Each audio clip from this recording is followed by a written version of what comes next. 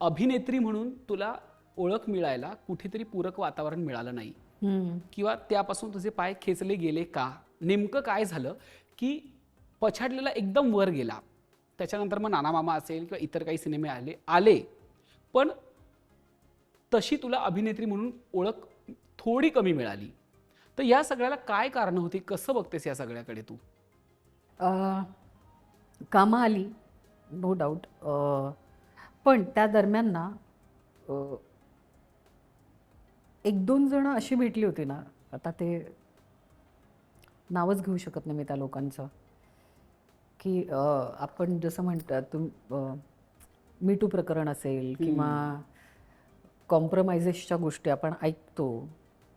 Indirectly खूप बोललं गेलं मला, कारण माझं बॅकग्राऊंड Offer नाही आहे. करणं. ऑफर बॅकग्राऊंड नाही आहे माझं कुठलंच, ह्याचं फिल्मचं बॅकग्राऊंड नाही आहे, Industry. कशाचं. इंडस्ट्रीमध्ये कोणी ओळखीचे नाही आहेत, कोणी असं तुम्हाला योग्य तो मार्ग दाखवणारं अगदी क्वचित लोक होते. पण त्या दरम्यान मला कळलं नाही की ह्या लोकांशी डील कसं करायचं आहे. मी फक्त लांब सरकत गेले.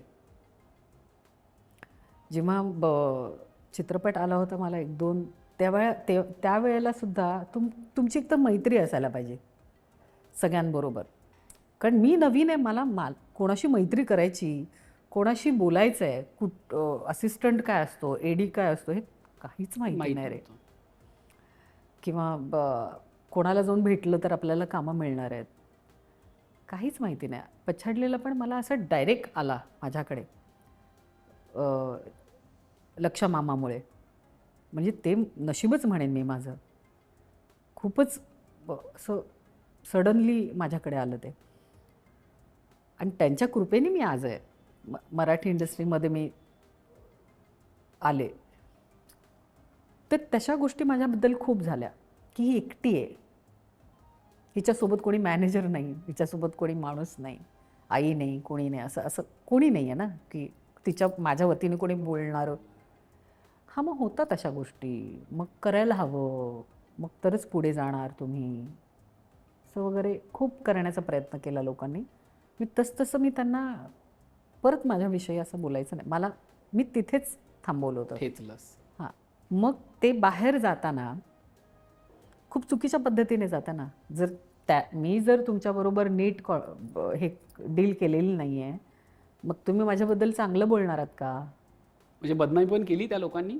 ऑफकोर्स केली ना. हे बघ, माझं म्हणणं आहे, माझं पर्सनल आयुष्य काय अशा माझ्या गोष्टी- चॉईसने जर मी केलं तर गोष्ट वेगळी वेगळी आहे. आहे. मला करायचंच नाही आहे तर मग तुम्ही जबरदस्ती कसं करू शकता? तू म्हणालीस की बाहेर जाऊन त्या लोकांनी खूप अधवा काहीतरी पसरवलं. अशा कुठल्या गोष्टी पसरवल्या की ज्यात तुला खूप हर्ट करून गेल्या की मी अशी नसताना माझ्याविषयी तुम्ही हे सगळं बोललं गेलं?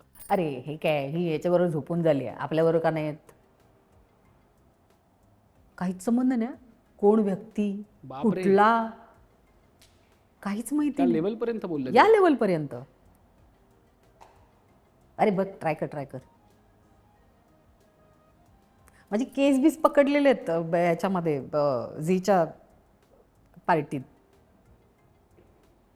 शिव्या बिव्या देऊ नये, मला माहिती आहे तू कसली आहेस, स्वतःला शाणी समजतेस वगैरे, हे झालंय माझ्याबरोबर. नंतर माझी मैत्रीण मध्ये पडली होती, "ए, काय करतोयस?" आणि मला रडायला आलं. म्हटलं काय बोलू मी या माणसाला? आणि दारू पिऊन टर्राट मी निघून आले तिकडनं. कोणाला जाऊन जाब विचारणार? मी पहिल्यांदाच गेले रे पार्टीला, पहिल्यांदाच गेले मी. काहीच माहिती नाही काय करत, नाचतात सगळे, नाचतोय आम्ही. आता आपल्याला चेहऱ्याने तो ओळखतो ना आपण आर्टिस्टला, की अरे काय मोठा ग्रेट आहे, मस्त आर्टिस्ट आहेत, सगळे छान छान नाचतात एकमेकांबरोबर. सडनली केस पकडली त्यांनी माझे. सडनली मला शिवाय घालायला लागला, तू कसली आहेस माहिती आहे का, कसली नाटकं करतेस? हा, म्हणजे